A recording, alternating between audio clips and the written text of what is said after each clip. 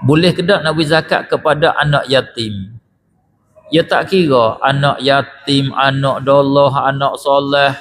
Ya tak kira mana-mana pun syaratnya duduk di dalam lapar. Kalau duduk dalam lapar boleh. Tak usah kira. Yang itu mudah. Kadang jadi soalan, jadi payah nak fikir. Kita dipikir, boleh ke tak nak beri zakat kau untuk pakai? Saya tanya. Payah siap. Boleh ke tak untuk pakai? Boleh ke tak zakat nak beri kau untuk bidang? Hanya gimek-mek orang gitu. Boleh ke tak zakat nak beri kau untuk nebel? Pening habis kita. Ikutlah. Tok nebel, tok pakai, tok apa pun. Duduk dalam lapar tu dak. Duduk dalam lapar boleh. Dia kena klik situ semua. Dia kena klik situ semua. Kalau anak yatim ni duduk dia pakai boleh. Kalau anak yatim miskin boleh.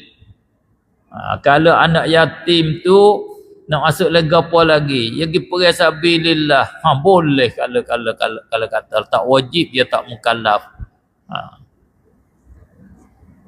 Kalau pakai miskin dengan bahawa mak pak dia tu sesak, nak sangga dia tak cukup. Kalau cukup dengan sangga mak pak, nama kaya dengan nafkah tak leh. Pak tak ada lah dia yatim dah. Mak dia, tok dia ni. Tok dia hak wajib nafkah. Tok dia kaya cukup, duk sangga cukup, dia makan hari dia cukup, tak boleh lah dia kaya. Tak boleh dengan nama dia dia miskin. Nak dengan nama yatim tak boleh.